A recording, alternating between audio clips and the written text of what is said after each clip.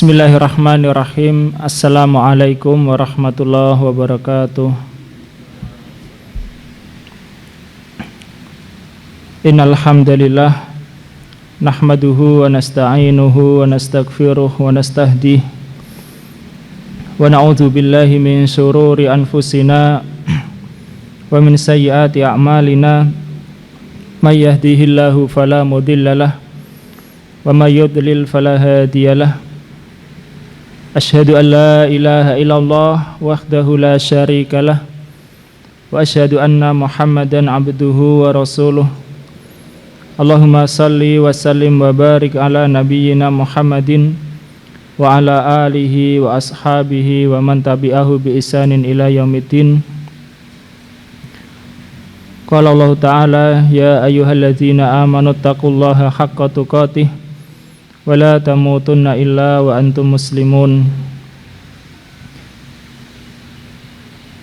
Ya ayyuhalladzina amanu taqullaha wa qulu qawlan sadida yuslih lakum a'malakum wa yaghfir lakum dzunubakum wa may yuti'illaha wa rasulahu faqad faza fawzan 'azima. Jamaah rahimani wa rahimakumullah. Alhamdulillah, setelah sebelumnya kita membahas tentang tata cara sholat dan mencakup mulai dari syarat, rukunnya, sunnah-sunnahnya, kemudian juga hal-hal yang makruh berkaitan dengan sholat dan juga pembatalnya. Ini telah kita sebutkan sebelumnya, yaitu syarat-syarat sholat, kemudian ada rukun-rukun sholat, sunnah-sunnah sholat, hal-hal yang makruh yang harus dihindari ketika sholat, yang perintah untuk dihindari, kemudian pembatal sholat. Kali ini sebagaimana disebutkan juga dalam urutan dalam pembahasan fikih, yaitu babu sujudi sahwi, bab sujud sahwi. Sahwi atau sahwu ya, kalau sahwi itu karena dikasroh saja wawunya. Sahwu secara bahasa itu adalah lupa dan tidak perhatian terhadap sesuatu. Itu sahwu, di lupa dan tidak perhatian terhadap sesuatu. Adapun secara istilah di dalam pembahasan kita adalah yaitu lupa sesuatu di dalam sholat, yakni lupa sesuatu yang kaitannya dengan sholat ketika dia sholat itu. Allah Subhanahu wa Ta'ala berfirman, ya, disebutkan oleh Syekh di sini di surah Al-Baqarah ayat terakhir, la yukallifullahu nafsan illa wus'aha. Allah tidak membebani suatu jiwa kecuali sesuai kemampuannya. Laha makasabat wa alaiha maktasabat. Dia akan mendapatkan jiwa itu apa yang diperbuatnya, dan dia akan memikul juga apa yang dia perbuat berupa keburukan.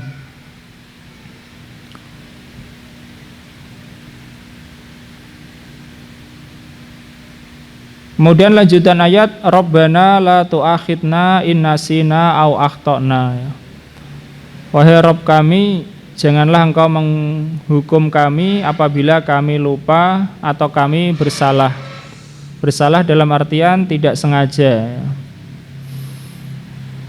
Rabbana wala tahmil alaina isran kama hamaltahu ala ladzina min qablina. Wahai Rabb kami, janganlah engkau pikulkan kepada kami beban berat sebagaimana engkau pikulkan kepada orang-orang sebelum kami.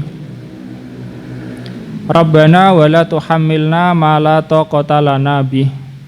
Wahai Rabb kami, janganlah Engkau pikulkan pada kami apa yang kami tidak mampu. Wa'fu anna waghfir lana warhamna. Maafkanlah kami, ampunilah kami, dan rahmatilah kami. Anta maulana, Engkau adalah wali kami. Fansurna alal qaumil kafirin. Tolonglah kami menghadapi orang-orang kafir. Ya, ini doa yang diajarkan kepada para sahabat Nabi ketika mereka merasa berat, ya, keberatan kalau semua hal itu diperhitungkan, termasuk lintasan hati, ya. Maka ini doa yang diajarkan. Dan Syekh menyebutkan di sini kaitannya dengan sujud sahwi, yaitu namanya lupa atau tidak sengaja, yaitu kadang terjadi juga pada sholat, ya. Ketika sholat orang lupa atau tidak sengaja melakukan hal yang dilarang, atau tidak sengaja meninggalkan yang diperintah. Maka umat Islam, umat Nabi Muhammad SAW adalah umat yang dirahmati Allah Ta'ala, senantiasa diberikan jalan keluar, ya, bagi masalah-masalahnya, apalagi hal-hal yang umum terjadi atau banyak terjadi. Di antaranya adalah tentang pensyariatan sujud sahwi ini, ya. Kita sebutkan tadi, sahwi maknanya adalah lupa dan tidak memperhatikan, ya, terhadap sesuatu.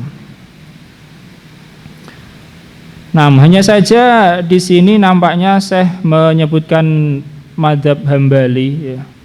Beliau mengatakan fiha masru'iyatu sujudi sahwi litarkil wajib. Dalam ayat ini, ya, bisa diambil faedah disyariatkannya sujud sahwi karena meninggalkan yang wajib, baik itu sahwan au nisyanan, ya, tidak sengaja atau lupa meninggalkan yang wajib. Wa kadzalika as-sunanu fis shalah wa annahu ghairu mu'akhadun. Begitu juga meninggalkan yang sunnah-sunnah di salat dan dia tidak dihukum. Ala kulli hal ini lebih dekat kepada mazhab Hambali. Saya akan menyebutkan dari mazhab Syafi'i rahimahullah ta'ala, karena itu yang paling mudah, ya, dan juga yang paling kita tahu, dan juga yang banyak tersebar di negeri kita, ya. Mazhab Syafi'i paling mudah dalam masalah sujud sahwi ini, setahu kita, ya, dibanding mazhab Hambali. Namun sebelumnya bahwa sujud sahwi juga ini pernah dilakukan oleh Nabi Shallallahu Alaihi Wasallam, ya, bahkan dalam, kalau kita kumpulkan riwayat-riwayat, lebih dari sekali beliau melakukan sujud sahwi. Di antaranya adalah yang diriwayatkan dari Abu Hurairah radhiyallahu anhu, bahwa beliau berkata, yakni Abu Hurairah, shalla bina nabiyyu sallallahu alaihi wasallam az-zuhra awil asr. Rasulullah sholat mengimami kami, ya, pernah Nabi mengimami kami sholat duhur atau asar, ya, perawinya agak ragu, duhur atau asar. Fasallama wa fi riwayatin in sarafa minis nataini. Beliau salam atau menyudahi sholat ketika dapat 2 rakaat. Padahal sholat duhur ataupun sholat asar, ya, 4 rakaat. Faqala lahu dzul yadaini, maka berkata kepada Nabi dzul yadain. Dzul yadain itu cara bahasa yang memiliki 2 tangan, ya. Oleh semua orang yang punya 2 tangan, ya. Ya, maksudnya dia dikenal memiliki 2 tangan yang panjang begitu, wallahu alam. Ala kulli hal dia diberi gelar begitu. Dia mengatakan, aku sirotis sholatu amnasita. Wahai Nabi, apakah sholat itu diringkas ataukah engkau lupa? Apa maksudnya? Apakah sholat diringkas itu artinya apakah ada aturan baru dalam sholat ya, sehingga sholat ini sekarang diringkas jadi 2, atau engkau lupa. Dalam riwayat kan dikatakan di sana ada Abu Bakar, ada Umar ya. Tapi tidak berkata ya. Karena pada masa itu, pada masa Nabi Shallallahu Alaihi Wasallam masih pada masa pensyariatan, penetapan syariat. Bisa saja kan sholat diringkas jadi 2, mungkin saja. Sebagaimana sebelumnya di Mekah itu 2 jadi 4 ketika di Madinah. Maka Dzulyadain bertanya radhiyallahu anhu kepada Nabi, apakah sholat itu diringkas atau engkau lupa? Maka Nabi bertanya kepada para jamaah, ahakun mayakul ya, apakah benar yang dikatakan oleh dia ini? Maka jamaah mengatakan na'am. Ya. Lalu Rasulullah Shallallahu Alaihi Wasallam pun sholat lagi 2 rakaat yang kurang. Summa sajada sajdata ini. Kemudian beliau bersujud 2 kali sujud. Nah, jadi pernah Nabi Shallallahu Alaihi Wasallam melakukan sujud sahwi. Dan sujud sahwi ini dilakukan ya, kalau ada sebabnya, baik itu di sholat wajib maupun di sholat sunnah ya. Karena sama saja sholat sunnah pun kemungkinan terjadi dan kekurangan kalau terjadi hal-hal yang menyebabkan sujud sahwi. Sehingga sujud sahwi juga di sholat wajib maupun di sholat sunnah. Kemudian hukumnya ya, tadi kita katakan ini mazhab Syafi'i lebih mudah tentang sujud sahwi. Menurut mazhab Syafi'i, sujud sahwi hukumnya sunnah ya. Sujud sahwi hukumnya sunnah, dan menurut mazhab Syafi'i juga tempatnya itu waktunya sebelum salam ya, 2 kali sebelum salam. Kecuali kalau yang lupa ya, artinya dia sudah mau sujud sahwi tapi kedahuluan salam ya, dia sujud sahwi setelah salam itu tentunya, nanti salam lagi. Ala kulli hal, menurut mazhab Syafi'i sujud sahwi hukumnya sunnah ya. Jadi kalau enggak sujud sahwi ya sudah, sholatnya ya tidak apa-apa. Alasannya kenapa? Alasannya karena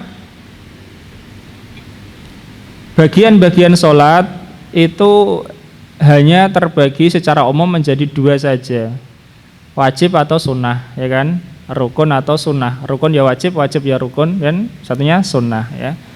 Dalam mazhab Syafi'i begitu. Kalau orang meninggalkan rukun, salah satu rukun, lupa misalnya, maka tidak cukup sujud sahwi.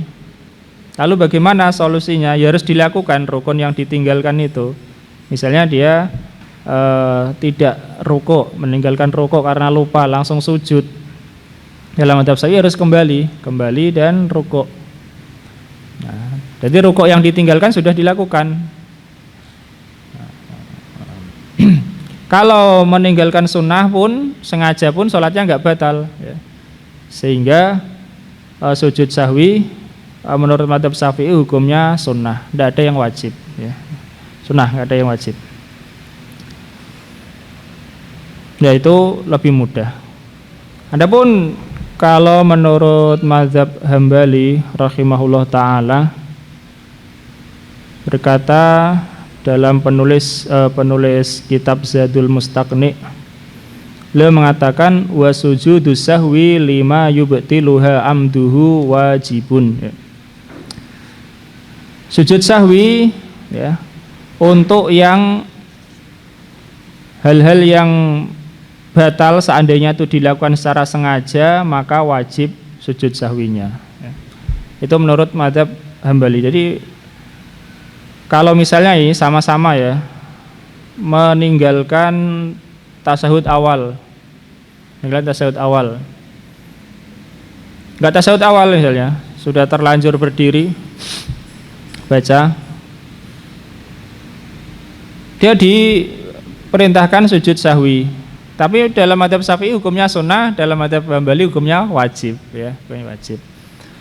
Nih. Bahkan lebih luas dari itu karena madzhab Hambali ada bagian-bagian sholat yang wajib, yang bukan rukun, ya.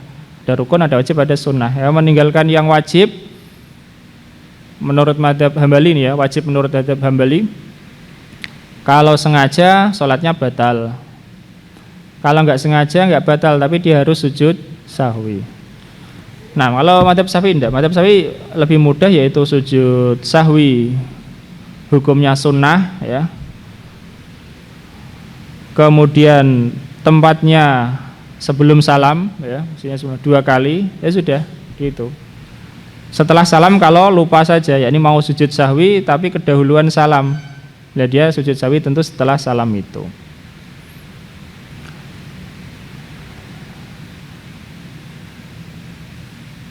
Oke.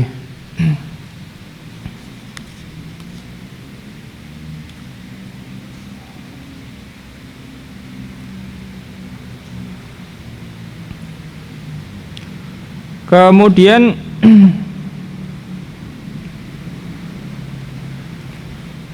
di antara dalil, ya, madzhab Syafi'i bahwa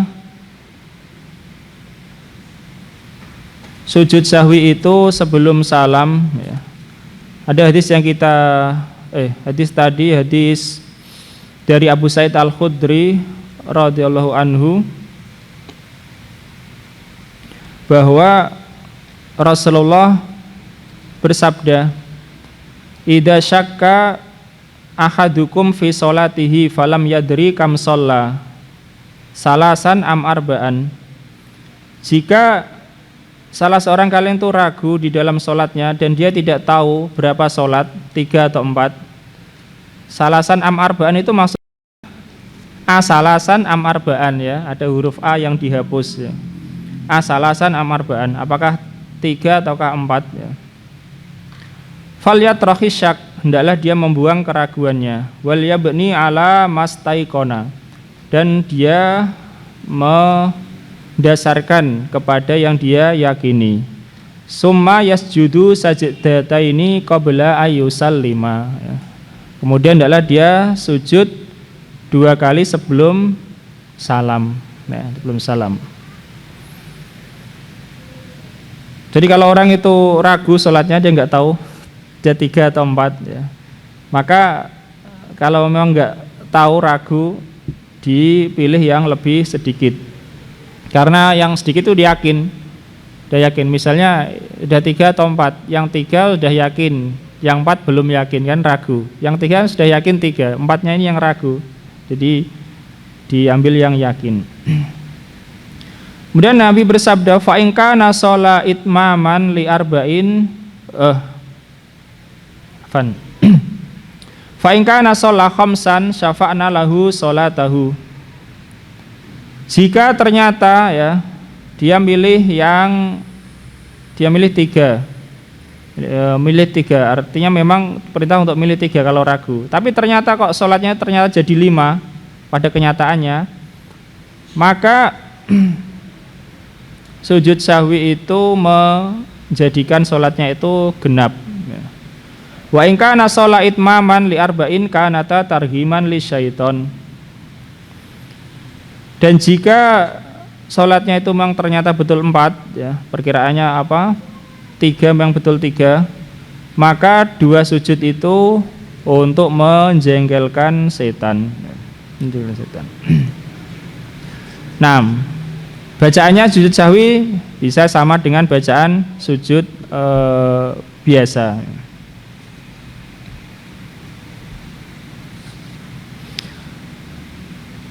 Kemudian diantaranya dalil lagi adalah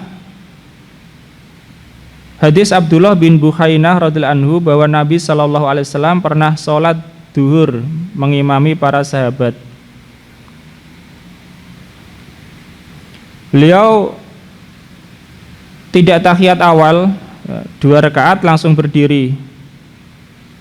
Maka para makmum pun ya ikut berdiri.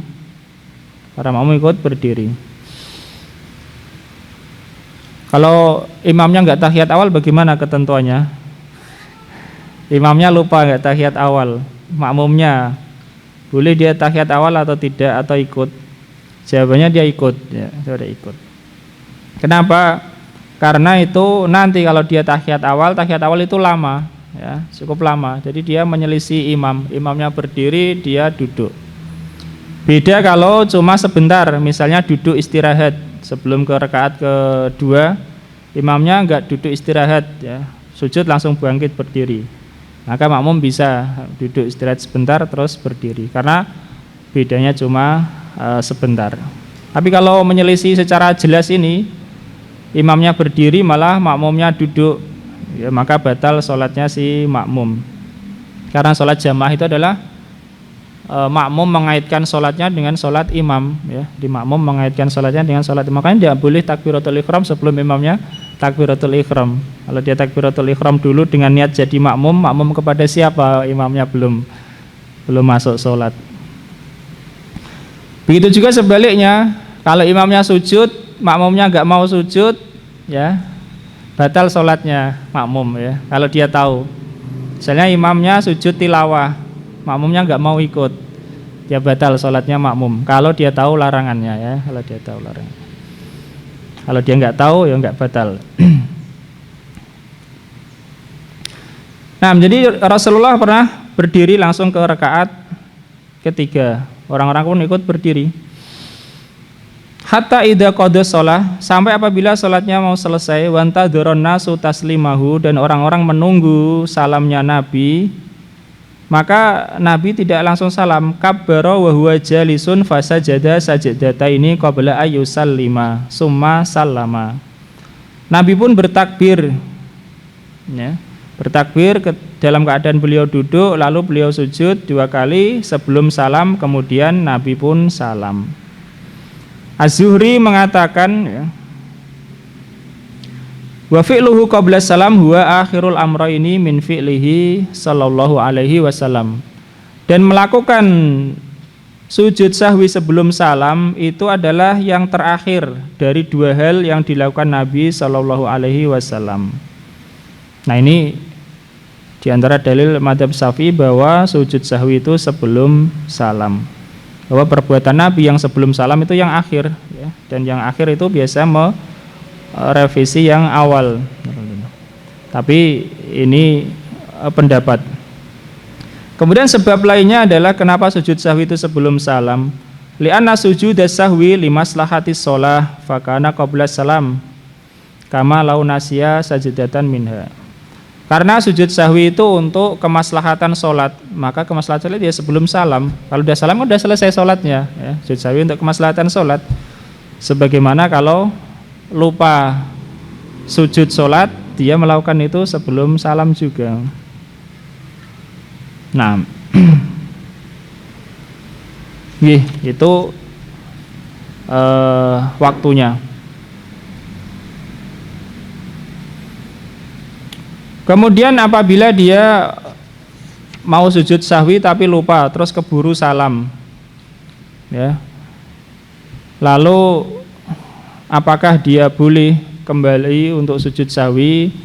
Jawabannya boleh, ya, jawabannya boleh. Tetapi kalaupun enggak, ya enggak apa-apa, ya.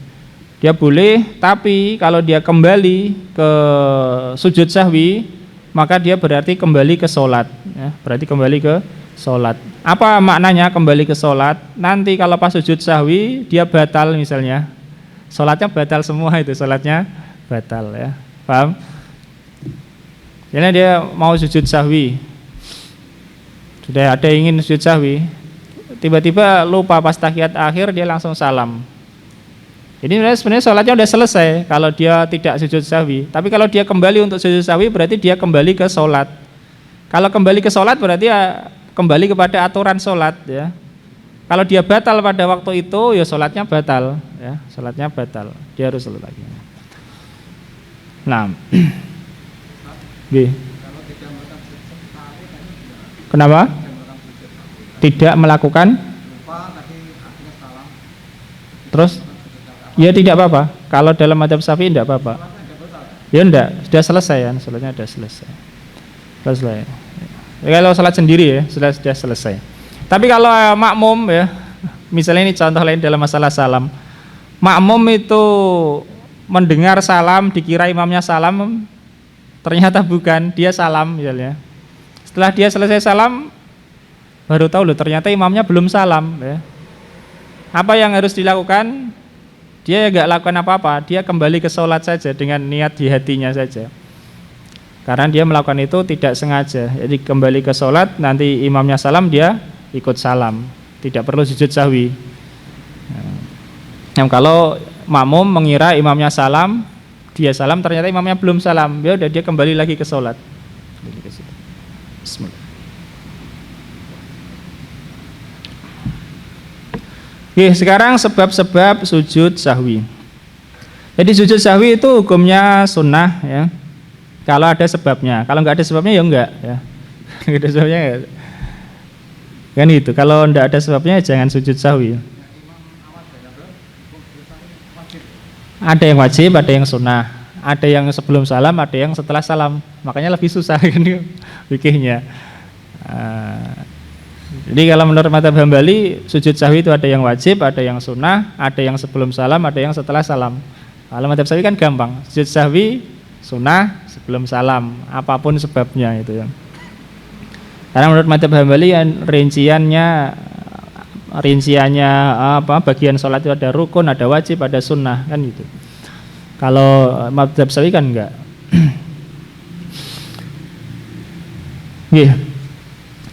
Sebab-sebab sujud sahwi ya. Ini supaya orang itu tidak ragu saja dalam sholat.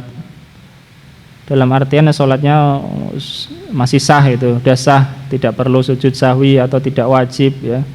Walaupun bisa jadi menurut mazhab Syafi'i tidak boleh sujud sahwi karena enggak termasuk sebab sujud sahwi, menurut mazhab Hambali malah wajib. Bisa saja. Contohnya ya. Hal yang wajib misalnya menurut mazhab Hambali, misalnya kita baca ketika berdiri baca Rabbana lakal hamdu misalnya, atau saat sujud baca subhana rabbiyal a'la. Kalau menurut jumhur ulama kan sunnah itu bacaan itu. Kita baca rabbik firli ketika duduk antara dua sujud. Kalau enggak sengaja meninggalkan itu ya, dalam mazhab Hambali harus sujud sahwi. Kalau mazhab Syafi'i malah enggak boleh. Tidak boleh. Karena itu perkara yang sunnah. Sunnah dan sunnah bukan sunnah abad. Kalau menurut mazhab Hambali itu ditinggalkan, sholatnya batal. Kalau ditinggalkan secara sengaja ya, sholatnya batal. Kalau secara nggak sengaja, dia harus sujud sahwi. Kalau mazhab Syafi'i malah nggak boleh sujud, karena bukan termasuk sebab sujud sahwi. Tentunya ketika Rasulullah Shallallahu Alaihi Wasallam sujud sahwi ya tidak terjadi semua yang dimungkinkan menurut logika kan enggak ya. Rasulullah sujud sahwi itu kan hanya beberapa kali dan itu pun sebabnya ya tidak semua kemungkinan dalam sholat kan, tidak semua kemungkinan dalam sholat. Beliau diriwayatkan sujud sahwi karena rakaatnya kurang atau rakaatnya lebih atau tidak tasyahud awal tadi ya. Tapi kemungkinan lupa di sholat kan lebih dari itu ya, banyak kemungkinan lupa di sholat. Sehingga terjadi perbedaan ikhtilaf ulama, itu hal yang biasa. Sebab-sebab sujud sahwi secara umum ya nanti akan dirinci. Yang pertama ada 4, meninggalkan hal yang diperintah. Yang kedua melakukan yang dilarang. Yang ketiga ragu dalam sholat. Dan yang keempat adalah melakukan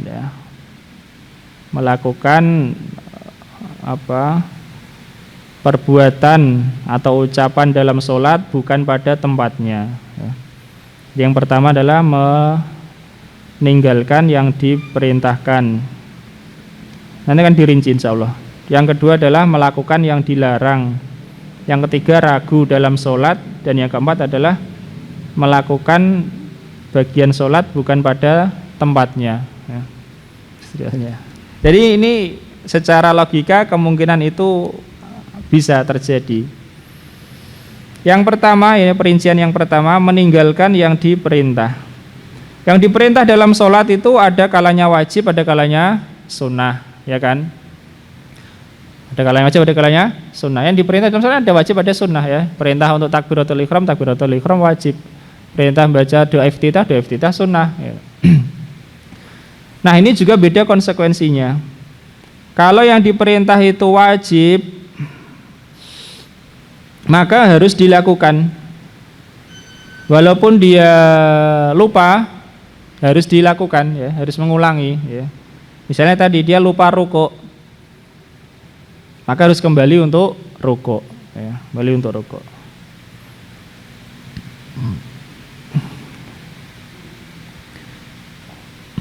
Dan nanti disunahkan sujud sahwi karena lupanya itu ya.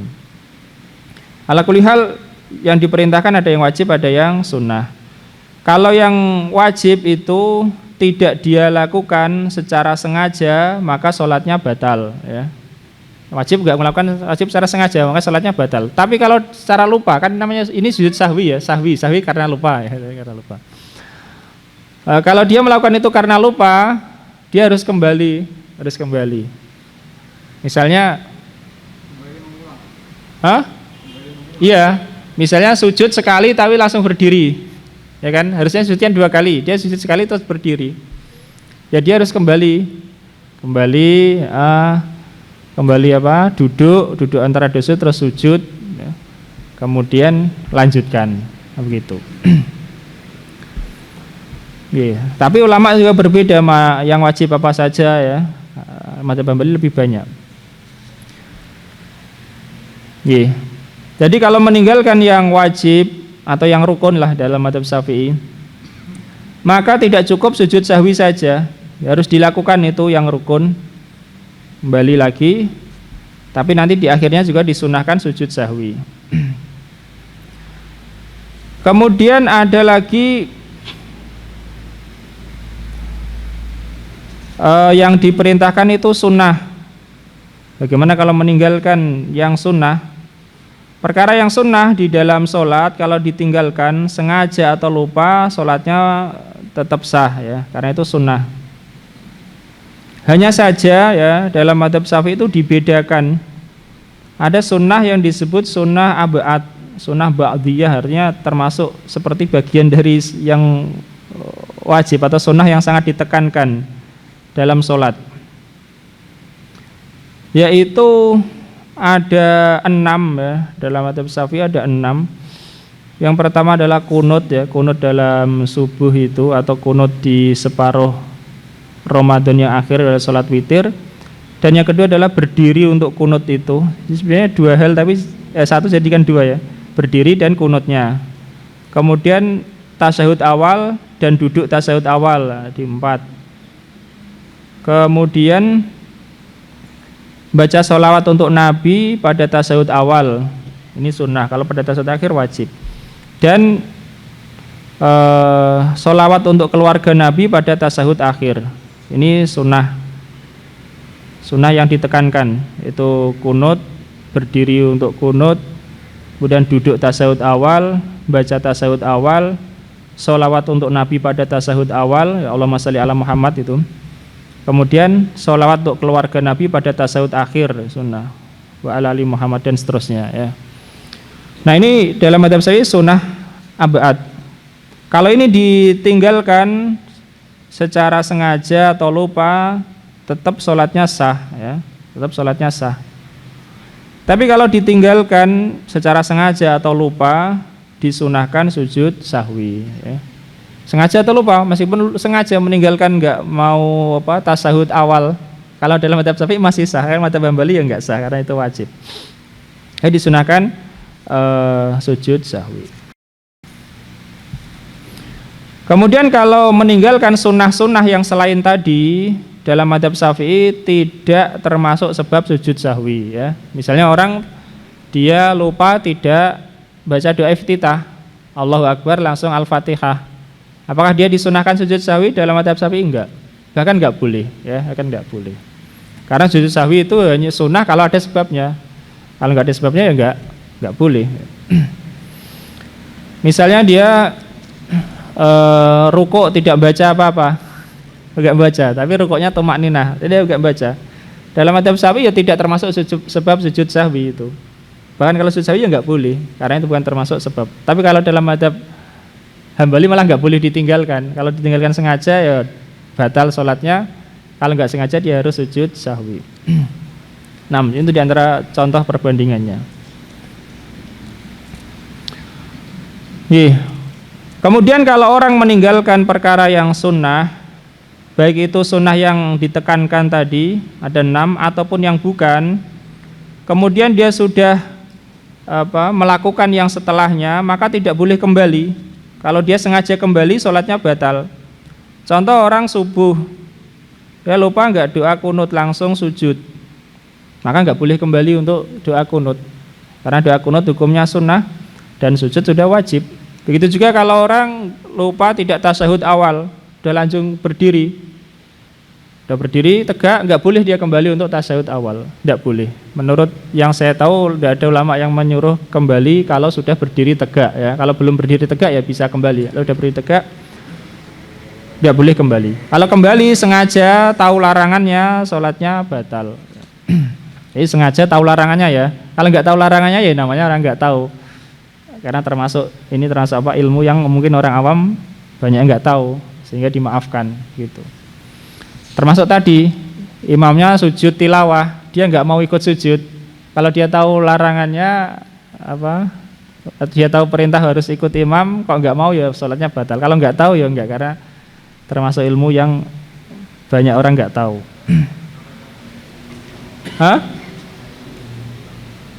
Kalau imamnya sujud tilawah, makmum enggak, ya tidak boleh makmumnya sujud tilawah, karena menyelisih ya, imamnya berdiri dia sujud, kan beda banget ini ya, ini yang enggak boleh. Nah itu enggak boleh.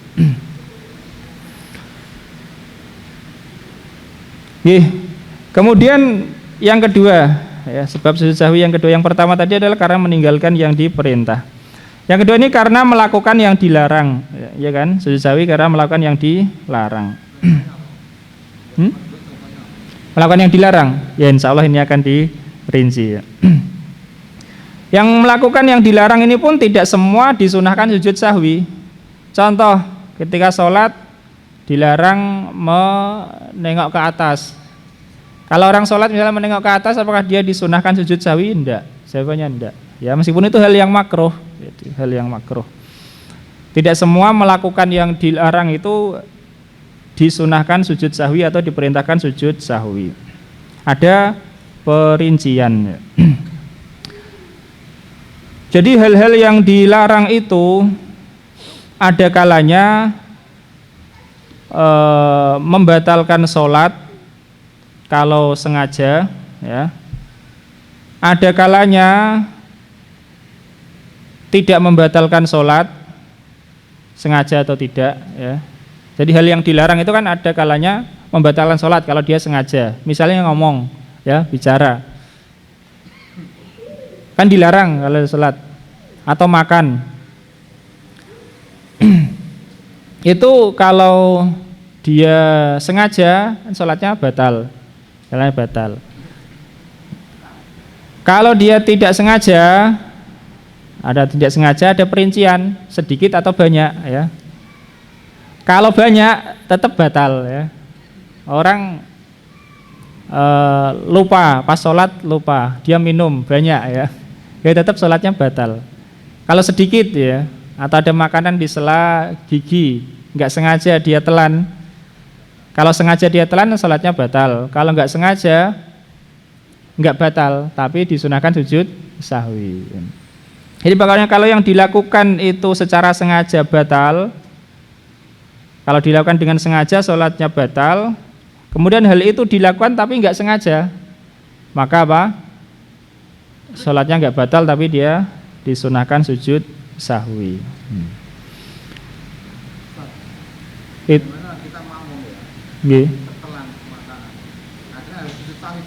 Nggak sengaja? Sengaja misalnya. Hah? Sengaja makan tertelan di gigi. Kalau tertelan ya nggak sengaja. Sengaja menelan apa? Enggak sengaja kan ya. Misalnya ada makanan setelah gigi tertelan. Kita sebagai makmum Kapan disunahkan sujud sahwi? Kalau sendirian. Kalau jadi makmum enggak? Enggak. Kalau jadi makmum tidak. Karena ditanggung oleh imam. Jadi ditanggung sahwinya itu. Termasuk juga sebaliknya. Kalau imam terjadi sujud sahwi, terjadi sebab sujud sahwi pada imam, pada makmumnya tidak terjadi. Ya, misalnya seperti itu tadi. Nanti imamnya sujud, makmumnya harus ikut sujud. Ya. Jadi yang pokok adalah imam kalau sholat jamaah itu. Ya, ada larangan yang seandainya dilakukan itu pun tidak membatalkan sholat, ya, seperti orang ngelirik misalnya, ya, dengan wajahnya, kan nggak batal sholatnya meskipun dilakukan itu, maka ini tidak sujud sahwi. Tapi ada pula perkara yang dilarang, ya, dilakukan sengaja, enggak sengaja sholatnya batal, yaitu seperti tadi, makan yang banyak, ngomong banyak sampai 6 kata, ya, atau melangkah berturut-turut 3 kali, ya, 3 langkah, maka itu batal, baik itu dia sengaja atau tidak sengaja, ya. Kalau melangkah sekali, 2 kali, apakah disunahkan sujud sahwi? Jawabannya tidak, ya, tidak. Ini pada semisal makan dan bicara saja, ya, jadi nggak sengaja.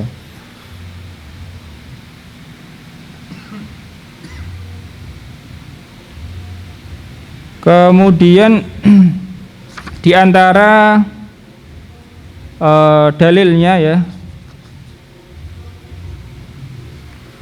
bahwa ada sahabat, ya, yang ketika dia ikut jamaah, ketika ada orang bersin, dia mendoakannya, ya, dia nggak tahu larangannya kalau itu nggak boleh. Maka setelah sholat dinasihati Nabi SAW dan Nabi tidak memerintahkannya untuk mengulangi sholatnya. Ini nggak batal itu karena dia tidak tahu larangannya, tidak sengaja. Oke, kemudian sebab yang ketiga tadi adalah ragu, ya, di dalam perbuatan sholat, ragu. Kalau ragu masalah sunnah, ya maka tidak mempengaruhi. Ragu masalah sunnah tidak mempengaruhi. Misalnya dia rukuk, dia ragu, tadi saya membaca surah apa enggak ya setelah Al-Fatihah, ya tidak mempengaruhi. Atau tadi saya membaca doa iftitah apa tidak mempengaruhi karena ragu dalam hal sunnah. Kalau dia ragu dalam jumlah rakaat, ya bagaimana? Misalnya ini, kita orang sholat sedang dalam rakaat ketiga, dia ragu. Saya ini dia ragu. Dalam rakaat ketiga dia ragu. Ini rakaat ketiga atau keempat, ya. Paham, ya? Seperti di rakaat ketiga dia ragu apakah rakaat ketiga atau keempat. Maka kan tadi perintah Nabi suruh milih yang 3, ya, 3. Kalau ternyata, ya, dia sebelum selesai rakaat ketiga itu ingat,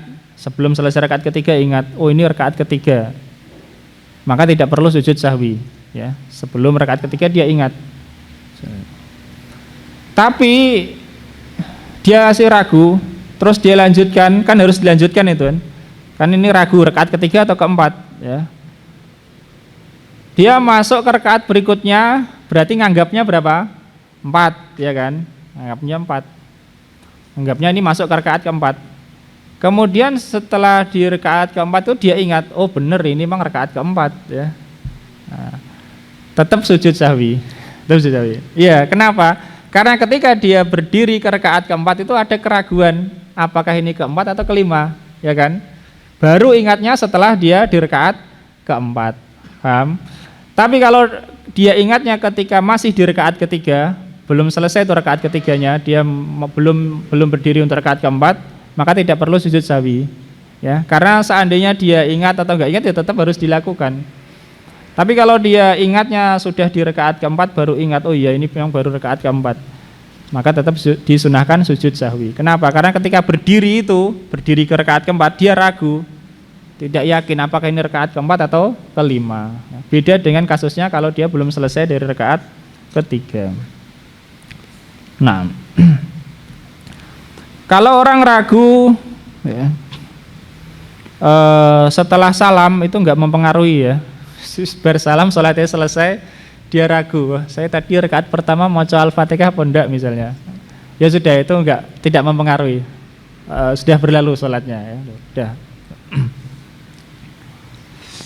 Nah, kalau ragu rukun-rukun di dalam sholat dan ragunya itu dia sudah selesai sholat ya, sudah selesai sholat, tidak mempengaruhi.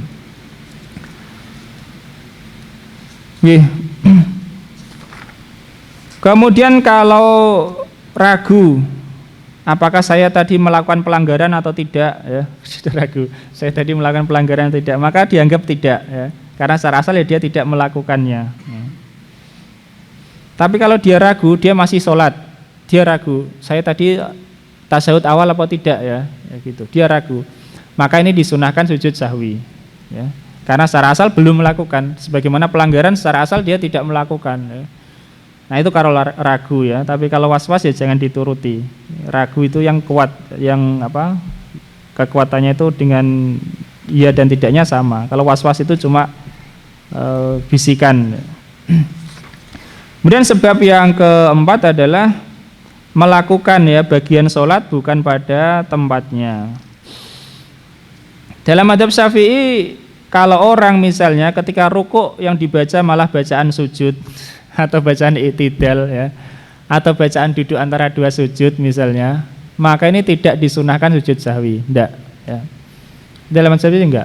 Keliru misalnya, pas sujud sing diwaca malah bacaan rukuk ya, atau malah bacaan i'tidal ya, atau bacaan duduk antara dua sujud, ini tidak disunahkan sujud sahwi. Tapi kalau dia membaca Al-Fatihah selain pada saat berdiri, disunahkan sujud sahwi ya. Itu maksudnya Fatihahnya tetap dibaca ketika berdiri, dia baca Al-Fatihah. Tapi misalnya ketika rukuk dia baca lagi Al-Fatihah ya. Misalnya karena lupa ya, ataupun karena sengaja, dalam mazhab Syafi'i enggak batal. Tapi itu makruh ya kan. Disunahkan sujud sahwi. Khusus apa? Al-Fatihah, khusus bacaan yang wajib lah. Al-Fatihah sama tahiyat ya. Al-Fatihah sama. Ya, pas sujud kok maca tahiyat misalnya, nanti disunahkan sujud sahwi. Atau pas berdiri baca tahiyat, lupa misalnya rumasane tahiyat ya, padahal berdiri.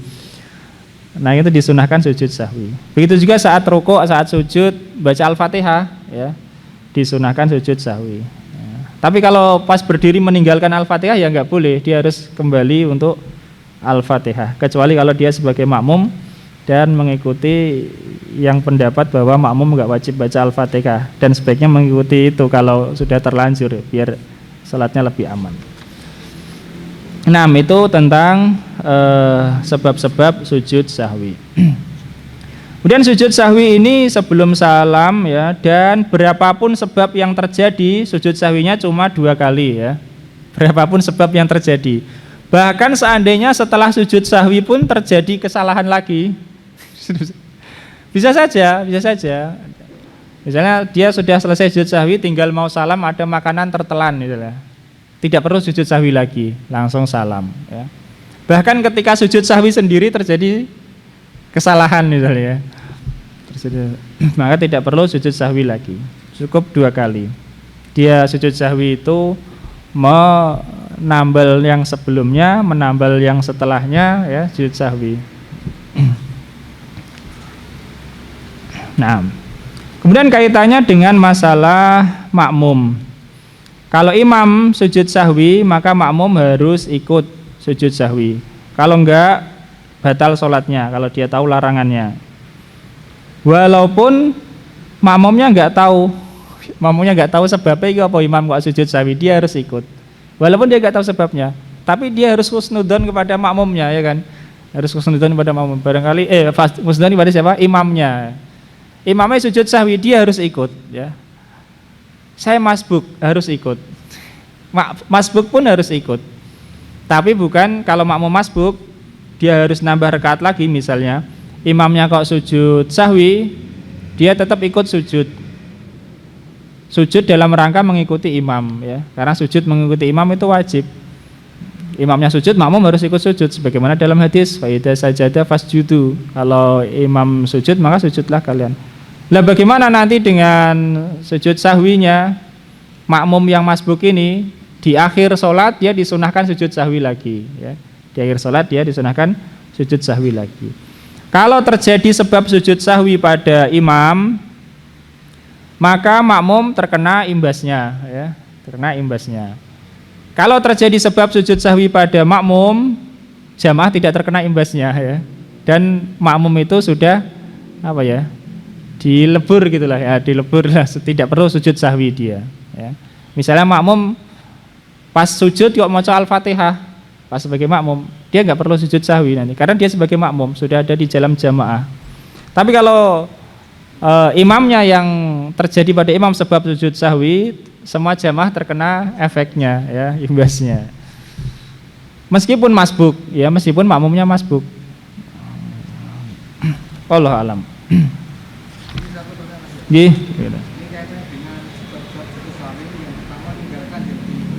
Meninggalkan yang diperintah, ada perincian nggih, kenapa?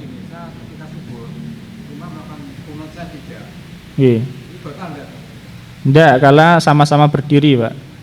Kalau imamnya sujud jenengan kunut lama ya malah enggak boleh. Kalau imamnya sujud ya jenengan pengen kunut, ternyata imamnya enggak kunut ya sujud kunut saja, satu doa saja. Tapi kalau subuh imamnya kunut, makmumnya enggak kunut ya enggak batal. Kenapa? Karena itu berbeda tapi masih enggak kentara gitu ya. Tidak tertampak jelas. Karena masih sama-sama berdiri kan.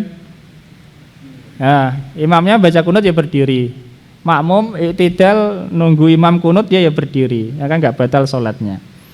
Tapi kalau imamnya sujud tilawah, makmumnya nggak mau, ya ini batal sholatnya makmum. Kenapa? Karena beda, yang satu sujud, yang satu berdiri, kan bedanya jauh jelas. Atau sebaliknya, imam baca ayat sajdah, imamnya nggak sujud, makmumnya nggak boleh sujud ya. Kalau makmumnya sujud ya batal sholatnya karena menyelisih imam dengan penyelisihan yang jelas.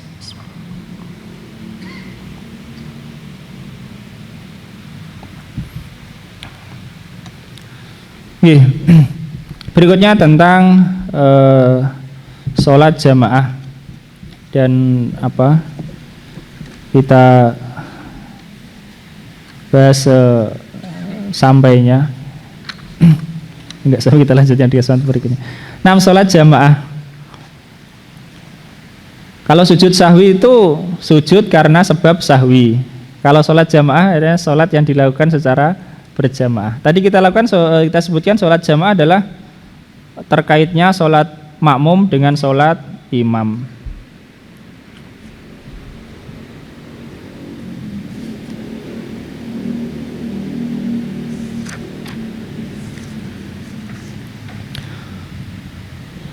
Sholat jamaah banyak diperintahkan ya di dalam Al-Quran, di dalam hadis dan Rasulullah Sallallahu Alaihi Wasallam ya, dalam sholat wajib maktubah ya, beliau senantiasa berjamaah para sahabat kecuali dengan adanya udzur.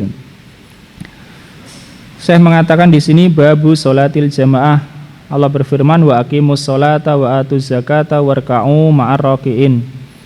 Dirikanlah sholat, tunaikanlah zakat dan rukuklah bersama orang-orang yang rukuk. Artinya sholatlah bersama orang-orang yang sholat. Kemudian surah Al-Baqarah 43 ayat lain kul amara rabbi bil qisti wa aqimu wujuhakum inda kulli masjidi wad'uuhu mukhlishina lahuddin kama bada'akum ta'udun. Katakanlah Rabbku memerintahkanku untuk berlaku adil dan hadapkanlah wajah-wajah kalian pada setiap masjid. Ini pendalilannya karena jamak ya. Hadapkanlah wajah-wajah kalian ini secara khitabnya untuk jamak. Fi inda kulli masjid, pada setiap masjid. Yakni ketika sholat berjamaah. wad'uhu mukhlishina lahuddin. Berdoalah kepadanya dengan mengikhlaskan agama untuknya. Sebagaimana dia memulai kalian, dia ta'udun, kalian akan kembali. Kemudian ayat yang berikutnya beliau bawakan dari surah An-Nisa ayat 102 tentang sholat khauf. Ya, sholat khauf ini pada peperangan ya.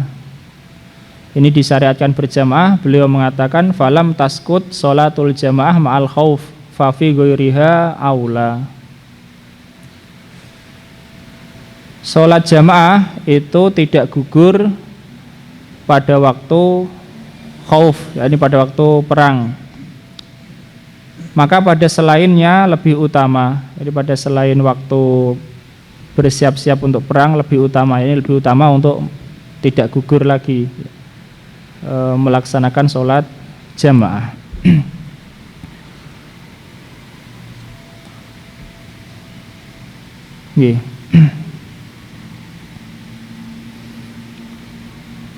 Kemudian dalam hadis yang masyhur ya, sholatul jamaati tafdulu sholatal fadhi bisab'in wa isrina darajah.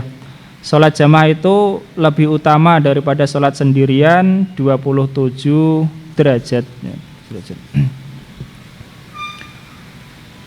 Kemudian dari Abu Hurairah, sholatul jamaah afdolu min sholati ahadikum wahdahu bi khamsin wa isrina darajah ya. Rasulullah bersabda yang maknanya sholat jamaah itu lebih utama daripada sholat salah seorang kalian sendirian 25 derajat ya. Dan Rasulullah Shallallahu Alaihi Wasallam memperingatkan dari meninggalkan jamaah. Artinya ada ancaman kalau tidak berjamaah. Abu Darda menyebutkan radhiyallahu anhu bahwa Nabi Shallallahu Alaihi Wasallam bersabda, "Ma min salasatin fi qaryatin au badwin la tuqamu fihimul jama'atu illa istakhwada alaihimus syaitanu. Fa alaika bil jama'ati fa inna ma ya'kulu dhi'bul qasiyata minal ghanami." Tidaklah ada 3 orang di satu kampung atau di suatu baduin. Baduin itu adalah suatu tempat tinggal yang jauh dari keramaian. Artinya memang tinggalnya di sana, tapi itu hanya beberapa orang saja di jauh daerah terpencil gitu ya. Di desa kecil maupun daerah terpencil, kalau ada 3 orang Islam Muslim yang tidak didirikan pada mereka itu jamaah ya, kecuali pasti setan itu menguasai mereka ya. Istakhwada alaihimus syaiton. Fa alaika bil jamaah, maka hendaknya engkau berjamaah supaya lebih jauh dari setan. Nabi bersabda, fa innama ya'kulu dhi'bul qasiyah minal ghanam. Sesungguhnya serigala itu sungguh dia itu memakan kambing yang sendirian terpisah dari rombongannya. Ini hadis riwayat Abu Dawud dan Nasa'i. Abu Darda disebutkan namanya adalah Uwaimir ya, Uwaimir bin Zaid, seorang Ansor dari Khazraj. Itu peringatan tidak melakukan jamaah. Jadi lebih mudah diganggu setan. Kalau satu kampung meskipun hanya 3 orang ya, satu kampung 3 orang, tetap itu diperintahkan untuk berjamaah. Dan sholat berjamaah hikmahnya sangat banyak ya, sangat besar. Di antaranya adalah syiar Islam yang pertama di wilayah itu. Sehingga menurut mazhab Syafi'i rahimahullah ta'ala, kalau desa atau kota itu besar, tidak cukup satu tempat jamaah ya, tidak cukup hanya satu tempat, harus lebih dari satu. Kalau misalnya desanya panjang misalnya ya, sampai 2 kilo panjangnya, jamaahnya di ujung sini. Lah ya ujung sini kan tidak nampak syiar Islamnya, tidak nampak.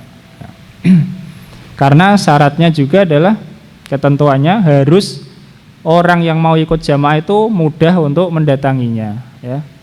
Kalau misalnya ya 2 kilo jamaahnya di sebelah sini, nah yang sini mau mendatangi kan ya susah juga, ya. 2 kilo susah apa mudah Pak zaman sekarang? Jauh juga ya Pak ya? Jauh juga. Nah, nanti syaratnya gitu, kalau tempatnya itu harus tempat yang mudah dituju orang, ya. Sekiranya orang itu mau jamaah itu gampang golek ini gitu ya. Tidak terlalu susah, tidak terlalu sulit. Itu termasuk ketentuannya. Kemudian juga sholat jamaah menghilangkan kesenjangan, kerenggangan ya, antar jamaah. Bahkan sebaliknya saling mengenal, saling tahu keadaannya. Kalau ketemu saat jamaah kan tahu keadaannya Pak. Oh saya enggak, dia sehat-sehat saja, saya tadi baru jamaah sama saya misalnya. Tapi kalau enggak pernah kelihatan misalnya atau satu Jumat sekali, ya kan mungkin ya enggak tahu juga. Padahal itu tetangganya, padahal itu kampung dengannya. Lalu bagaimana dengan hukumnya? Ini ulama berbeda pendapat ya. Yang pasti kalau itu jamaah untuk sholat Jumat adalah wajib ya. Karena sholat Jumat nggak sah kalau nggak jamaah. Kalau sholat maktubah 5 waktu ya, selain Jumat tadi subuh, duhur, asar, maghrib, isya, maka ulama berbeda pendapat ya. Dalam madhab Syafi'i saja itu ada 3 pendapat. Tapi yang dirojihkan, yang dikuatkan oleh Imam Nawawi adalah fardu kifayah. Fardu kifayah ini termasuk Imam Nawawi mengoreksi yang dirojihkan oleh Imam Rafi'i yang sebelumnya menganggap sunnah muakkadah. Beliau merojihkan fardu kifayah. Kalau dalam madhab Syafi'i ya. Kalau antar madhab nggak boleh kita menguatkan Pak ya. Tidak boleh saling, nggak boleh. Tidak boleh. Ya karena apa? Karena bisa jadi masing-masing madhab itu punya metode berbeda-beda. Bahkan usul fikihnya aja berbeda-beda. Bahkan istilah fikih pun bisa saja berbeda. Ya. Madhab Hanafi itu usul fikihnya ya ada perbedaan, istilah-istilahnya ada perbedaan. Kita tidak bisa menghukumi madhab lain dengan ketentuan kita. Ya. Termasuk juga dalam ilmu hadis. Ya. Tidak bisa orang mengatakan wah Imam Al-Hakim misalnya mudah-mudah dalam mensahihkan hadis. Ya itu kaidahnya sendiri ya. Beliau punya kaidah dalam mensahihkan hadis. Misalnya dikatakan Syekh Albani terlalu mudah dalam menghasankan hadis. Ya beliau punya kaidah sendiri ya, biarkan saja ya. Kalau nggak setuju ya tidak apa-apa kan gitu. Ya, artinya masing-masing punya kaidahnya sendiri. Tidak boleh menghukumi Imam Fulan dengan kaedahnya Imam Alan misalnya ya. Tidak bisa. Yang mereka mujtahid ya sudah, pendapatnya begini.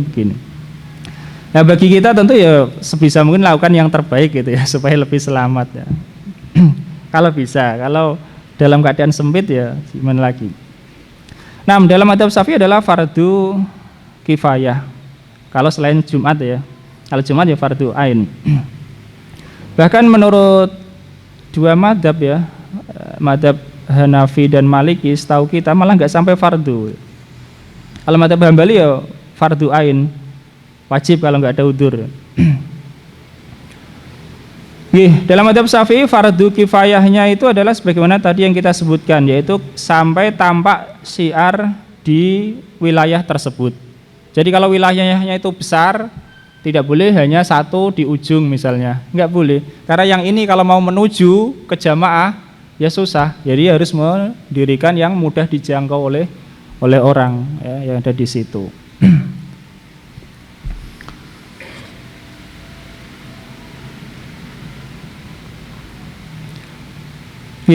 Itu bagi laki-laki.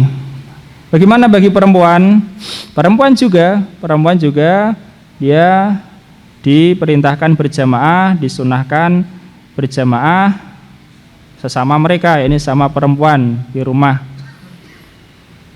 Bagaimana kalau perempuan ingin pergi ke masjid ikut jamaah? Ya jawabannya tidak dilarang, karena Nabi bersabda la tamna'u nisa'akumul masajid wa buyutuhunna khairul lahunna. Jangan kalian larang istri-istri kalian ke masjid, jangan. Namun rumah mereka lebih baik bagi mereka ya. Jadi di rumah lebih baik, tapi di masjid boleh. Ini sunnah juga bagi perempuan, hukumnya sunnah bagi perempuan. Kalau laki-laki kan tadi fardu kifayah. Tetapi dalam madzhab Syafi'i sunnahnya bagi perempuan itu kalau dia bukan wanita yang muda. Kalau yang muda enggak, malah dimakruhkan. Atau yang penampilan mengundang perhatian, itu enggak sunnah, bahkan dia makruh mendatangi masjid. Tapi kalau wanita yang sudah tua misalnya ya, dia mau ke masjid ikut jamaah ya tidak apa-apa, bahkan sunnah. Tapi bagaimana seandainya suaminya melarang? Suaminya melarang ya.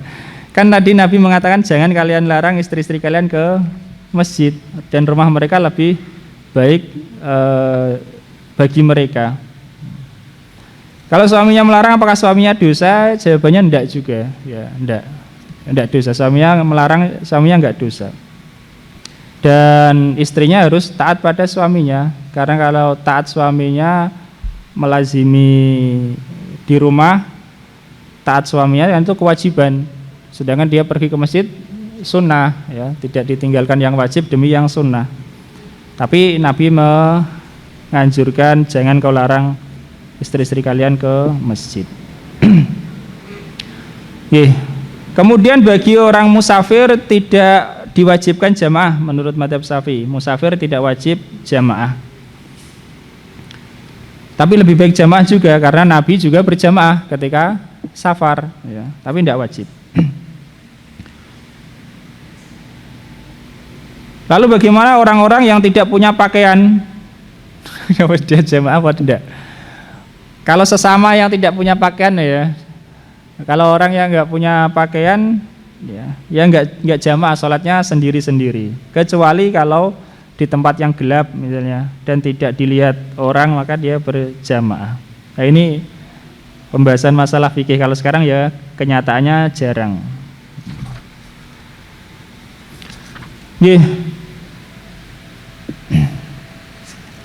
Lalu apa dalilnya? Yakni madzhab Syafi'i yang mengatakan fardu kifayah, padahal Nabi tadi mengatakan kita sebutkan bahwa 3 orang saja kalau enggak jamaah berarti telah dikalahkan oleh setan ya. Bahkan dalam hadis Nabi bersabda, hadisnya sahih muttafaq alaih, bahkan laqad hamamtu an amura bisolah fatuqam summa amuru rajulan fayusalliya binnas summa antaliku ma'i birijalin ma'ahum khizamun min hatab ila qaumin la yasaduna sholah fa ukharriqa alaihim buyutahum binar. Sungguh aku itu telah ingin memerintahkan ketika sholat itu ditegakkan, aku memerintahkan seorang untuk sholat mengimami orang-orang. Kemudian aku pergi bersama beberapa laki-laki yang mereka membawa ikatan kayu bakar kepada orang-orang yang tidak ikut sholat jamaah, lalu aku bakar rumah-rumah mereka ya. Maka dijawab, bukankah ini dalil bahwa sholat jamaah itu fardu ya? Karena kalau yang enggak sholat rumahnya mau dibakar. Kalau diterapkan zaman sekarang sebenarnya enggak banyak dibakar juga enggak banyak ya. Kenapa? Karena enggak mungkin orang itu membiarkan rumahnya dibakar, dia tetap mau berangkat ya. Paham Pak ya? Kalau misalnya ya ada satu saja rumah yang dibakar karena enggak jamaah, apakah yang lain tetap enggak mau jamaah? Ya tetap mau jamaah ya. Daripada rumahnya dibakar kan dia pilih berangkat jamaah ya. Enggak ya, Pak. Enggak boleh, Pak. Oh, Nabi aja enggak jadi kok. Enggak jadi. Mbak. Maka jawab ini bukan masalah jamaahnya, tapi masalah bahwa mereka itu adalah orang munafik ya, itu orang munafik. Orang munafik ya. Dan juga Yang kedua lagi bahwa Nabi tidak jadi membakar itu rumah kan, nggak jadi membakar. Barangkali itu adalah ijtihad Nabi, kemudian turun wahyu yang melarang itu, atau Nabi beristihad lagi dan beda kesimpulannya lagi. Nah.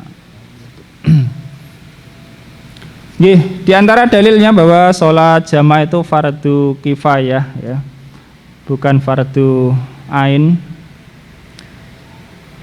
Dari Ubay bin Ka'ab bahwa Nabi bersabda, sholatul rajuli ma'a rajuli aska min sholatihi wahdahu. Sholatnya seorang laki-laki bersama seorang laki-laki itu lebih baik daripada sholatnya sendiri. Wa sholatul rajuli ma'a rajulaini aska min sholatihi ma'a rajul, dan sholatnya seorang laki-laki bersama dua orang jadi tiga itu lebih baik, ya, lebih suci dan lebih baik daripada sholatnya bersama satu orang saja. Wa maka na aksara fahuwa ahabbu ilallahi ta'ala, dan yang lebih banyak jamaahnya itu lebih dicintai Allah ta'ala.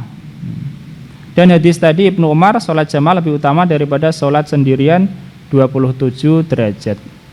Bagi yang mengatakan fardu kifayah bagi yang mengatakan sholat jamaah fardu wajib mungkin akan mengatakan itu kan masalah mufadolah saja, ya, masalah perbandingan keutamaan.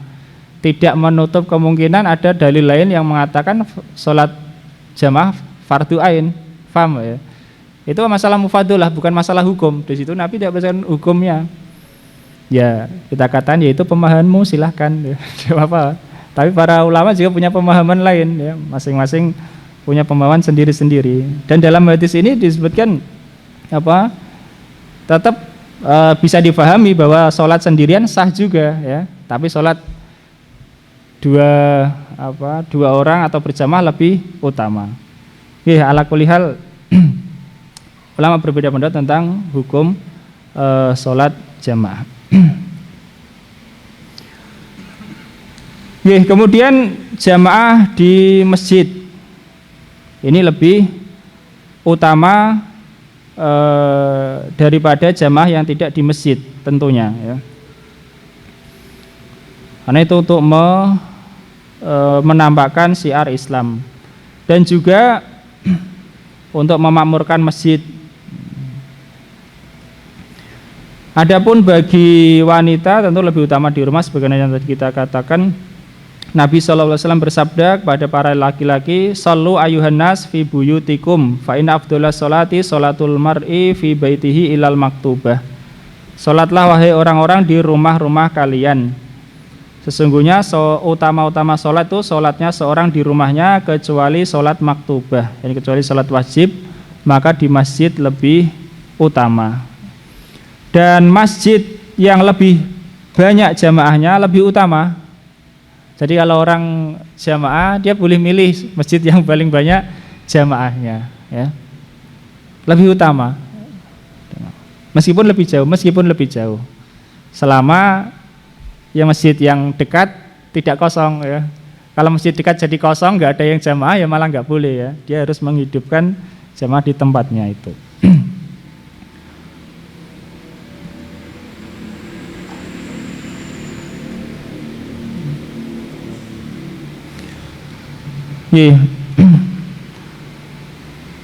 Jadi sholat di masjid yang dekat lebih utama meskipun sedikit daripada masjid yang jauh meskipun banyak, kalau dengan kepergiannya ke masjid yang jauh itu masjid yang dekat jadi kosong, ya.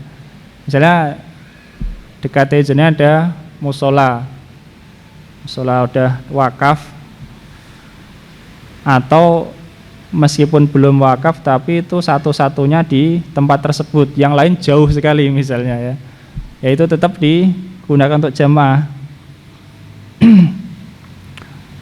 Kalau pergi ke tempat jauh situ yang dekat jadi kosong, nggak ada jamaahnya, maka lebih utama yang dekat.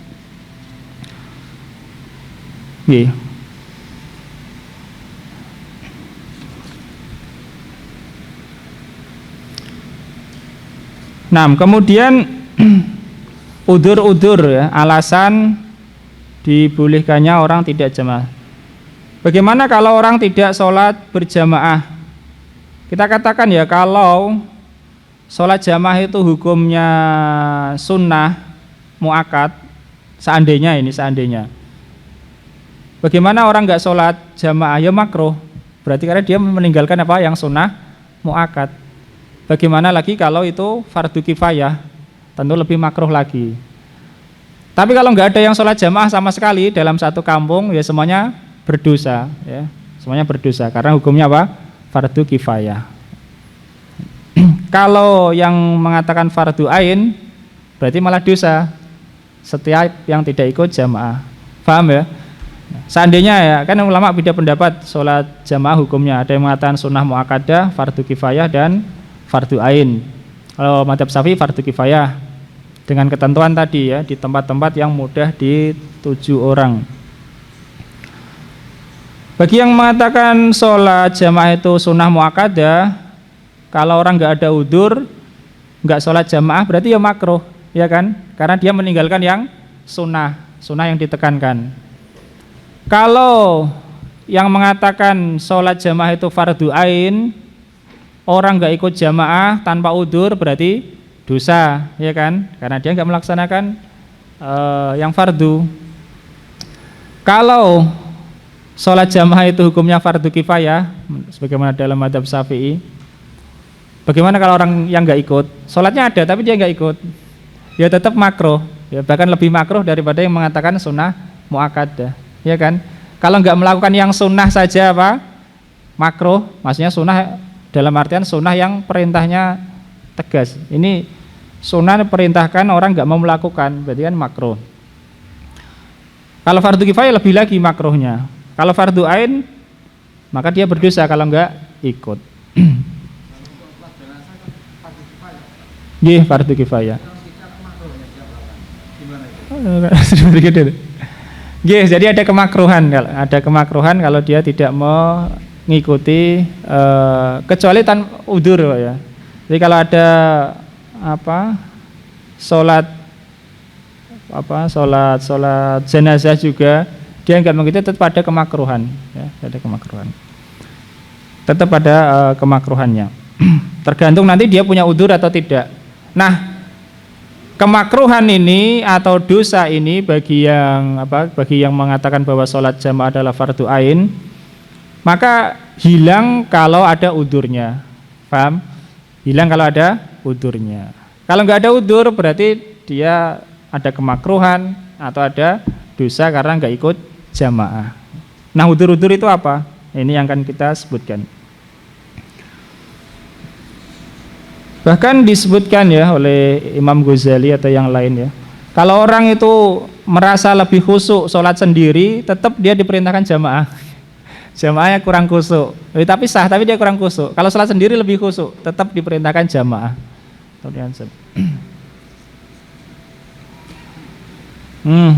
Rasulullah bersabda, man sami'an nida'a falam yujibhu fala sholata lahu illa min udhrin. Barang siapa yang mendengar panggilan adzan lalu dia tidak memenuhinya, tidak mendatanginya, maksudnya adzan yang dia wajib sholat itu ya. Tapi kalau dia sudah sholat, misalnya masjid berdekatan, sholat sini sudah selesai jamaah, sana baru adzan, apakah kita disuruh yang sudah berjamaah terus suruh ke sana? Ya kan enggak ya. Maksudnya dia belum sholat itu. Dia belum sholat, ada panggilan adzan. Fala sholata lahu, maka tidak ada sholat baginya. Di sini la ulama mengatakan adalah la nafyul kamal ya, meniadakan kesempurnaan. Artinya tidak sempurna sholatnya. Sholatnya enggak sempurna. Makruh illa min udrin, kecuali karena udur. Sama, jadi la itu dalam bahasa Arab bisa juga nafyul kamal ya. Artinya la tapi artinya tidak sempurna, dan itu banyak ya. Sebagaimana misalnya la yu'minu ahadukum hatta yuhibba li akhihi ma yuhibbu li nafsihi. Tidak beriman maksudnya tidak beriman secara sempurna sampai dia mencintai untuk saudaranya sebagaimana dia mencintai untuk dirinya sendiri.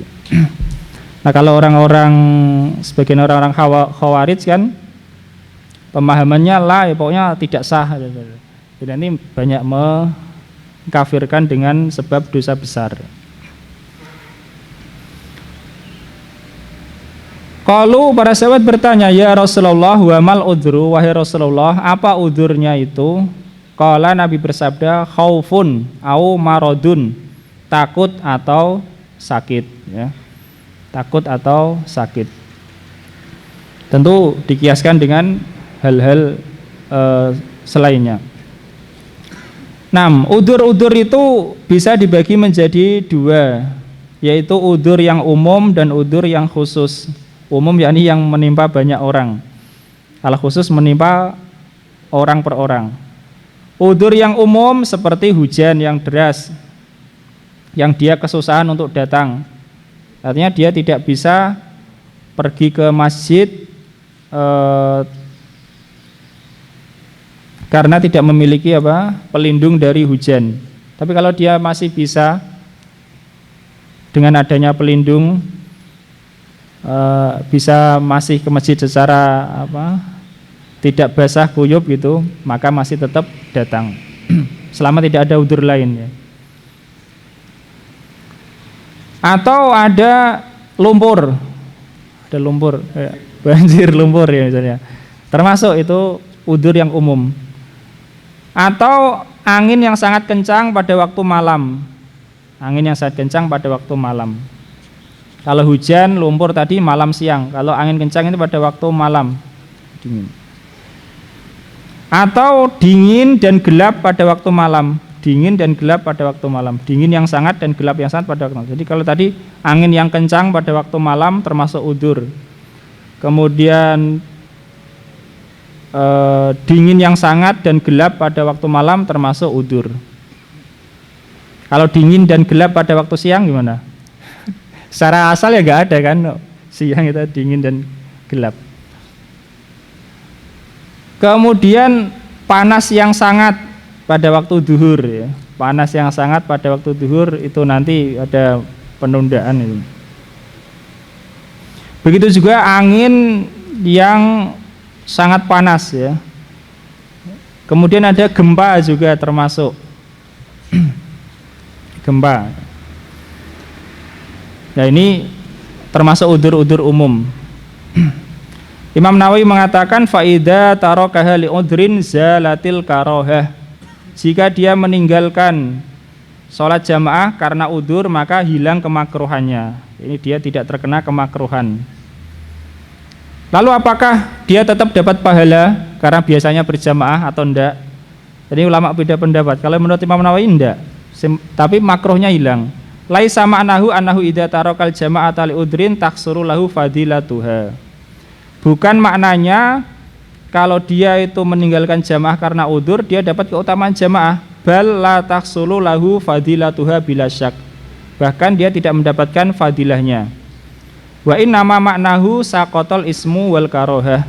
Maknanya udzur dia itu tidak dosa dan tidak makruh, tapi tidak mendapat fadilah jamaah. Ini menurut Imam Nawawi dalam Al-Majmu'. Tapi ada ulama lain yang mengatakan kalau memang dia sudah berkeinginan salat jamaah dan biasanya juga jamaah, tapi ternyata kok ada udzur, ya diharapkan jika dapat pahala. Wallahu alam. Sebagaimana disebutkan dalam hadis yang lain, kalau orang itu sakit atau safar ditulis amalannya ketika mukim dan sehat. Kemudian ada udzur-udzur yang khusus. Pertama sakit tentunya, ya. Sakit yakni yang kesusahan untuk pergi ke jamaah. Tapi kalau ringan saja, ya maka tidak menjadi udzur.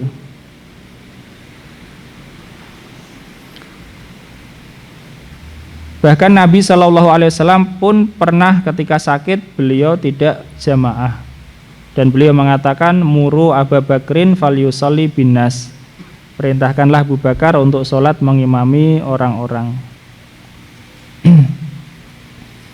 Sehingga ada sebagian ulama mengatakan bahwa yang paling pandai Al-Quran itu ya Abu Bakar. Kenapa? Karena supaya hadis ini tidak bertentangan dengan ya umul qauma aqra'uhum li kitabillah. Yang mengimami suatu kaum adalah yang paling pandai membaca Al-Quran. Dan di sini Nabi memerintahkan Abu Bakar. Allah alam. Termasuk juga ya sakit ya, atau dianggap udzur seperti udzur sakit adalah yang sedang merawat orang sakit ya. Merawat orang sakit yang enggak bisa ditinggal, atau mungkin dia sedang membelikan obat untuk orang sakit ya, enggak bisa ditinggal. Atau orang sakit itu suka ditunggui olehnya, misalnya kerabatnya suka ditunggui oleh dirinya. Atau orang yang sakit itu maaf ya mau meninggal misalnya ya, termasuk udzur juga itu. Nah, kemudian yang kedua selain sakit udzur yang khusus, yaitu lapar dan haus yang sangat, yang sudah ingin makan dan makanannya sudah siap ya. Kalau nggak ingin makan meskipun lapar ya tetap tidak udzur, atau ingin makan tapi makanannya nggak ada ya tetap nggak udzur juga, dia jamaah juga. Ini sudah ingin makan, makanannya sudah ada, dia sangat haus atau lapar, maka ini termasuk udzur. Termasuk udzur. Tetapi kalau nanti udzurnya hilang ya dia harus jamaah. Kan namanya orang makan kan bisa jadi nggak sampai seluruh waktu jamaah habis kan, dia makan sebentar jamaahnya masih, ya dia mendatangi jamaah. Misalnya dia mendengar adzan, makan kan masih sempat untuk pergi. Sebagaimana dalam hadis yang dinyatakan lemah oleh sebagian ulama, yaitu muadzin diperintahkan untuk memberi jarak antara adzan dan qomat sekira orang itu bisa selesai makan, selesai buang air. Tapi yang banyak dipegang ulama bahwa masalah qomat itu tergantung ketentuan imam. Kalau imamnya suruh qomat ya qomat ya. Kalau adzan memang muadzinnya karena muadzin itu dipercaya melihat waktu sholat ya, dia adzan, percaya. Makanya dimakruhkan zaman dahulu anak kecil jadi muadzin, karena dia iki jane reti waktu sholat apa ora kan gitu, cah cilik ya. Tapi kalau sekarang kan enggak, sekarang kan udah ditentukan waktunya, apalagi kalau masjid saling berdekatan, saling mendengar, bocah cilik adzan yo yes lumrah. Tapi kalau seperti dulu muadzin itu dipercaya dia memperhatikan waktu sholat, makanya muadzin pahalanya besar. Dia menjaga waktu, mengintai matahari dan mengintai matahari lalu mengumandangkan adzan. Tapi kalau masalah qomat nunggu ketentuan imam ya. Kecuali kalau imamnya nggak ada misalnya, biasanya ada, imamnya nggak ada, maka muadzin cari orang yang mau jadi imam, terus dia qomat. Yang ketiga adalah takut, sebagaimana dalam hadis tadi ya, takut doror, bahaya. Misalnya dia khawatir kalau dia jamaah nanti dihadang oleh musuh ya, dibegal misalnya. Atau khawatir meninggalkan harta. Ini misalnya terjadi dalam situasi yang saat rawan sekali. Atau kedoliman-kedoliman lainnya, maka itu termasuk udzur. Kemudian juga termasuk udzur adalah kalau dia persiapan safar ya, termasuk persiapan safar, apalagi kalau khawatir ditinggal rombongan, atau khawatir tinggal bis ya, sudah beli tiket misalnya, atau kereta ya. Khawatir itu termasuk udzur. Dan boleh orang melanjutkan sholat sendiri, misalnya gini ya, orang sholat jamaah, kemudian bisnya terus datang, dia sholat, padahal dia sebagai makmum, boleh dia berniat memisahkan diri dan melanjutkan sendiri supaya lebih cepat ya, supaya lebih cepat. Atau pas tahiyat akhir misalnya bisnya datang, ya dia salam dulu tapi dengan niat memisahkan diri ya. Kalau nggak ada niat memisahkan diri ya batal sholatnya karena mendahului imam. Imamnya belum salam, dia salam.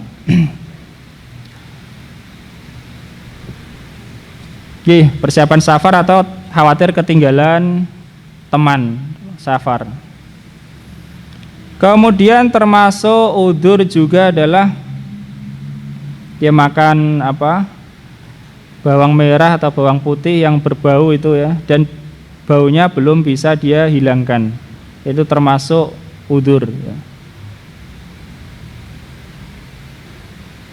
termasuk udzur dia tidak ikut jamaah. Kemudian termasuk udzur adalah sangat ngantuk ya, atau tertidur. Ini juga termasuk udzur.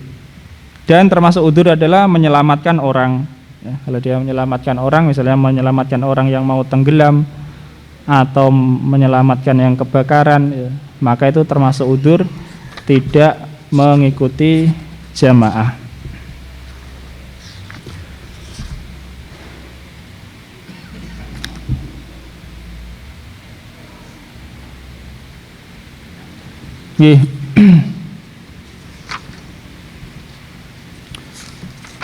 Barangkali itu tentang masalah jamaah, yakni hukumnya, kemudian keutamaannya, dan juga udzur-udzurnya. Masih ada pembahasan tentang jamaah, yaitu tentang misalnya syaratnya, tentang sifat imam, ya. Dan itu butuh perincian. Ya.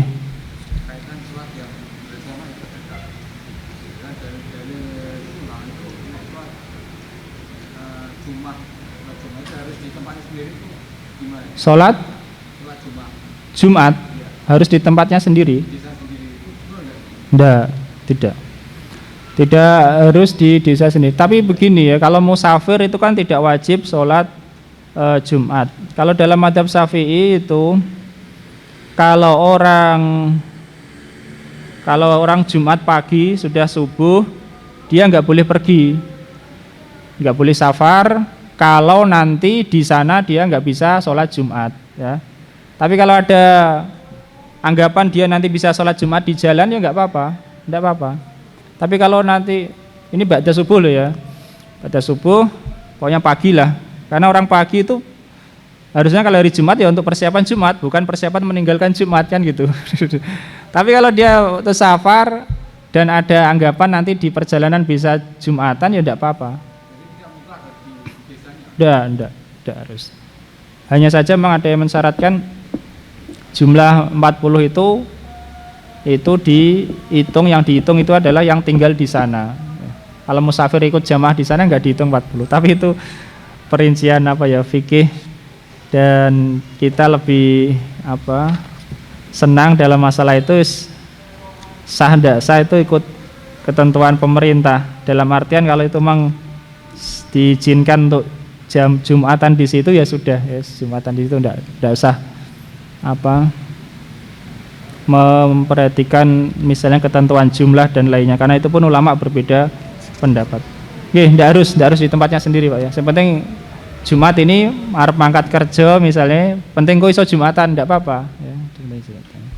Yang dilarang itu kalau pagi Jumat pagi mau pergi, enggak tahu nanti Jumatannya piye, nah itu yang enggak boleh. Allah taala. Ada pertanyaan? Alhamdulillah.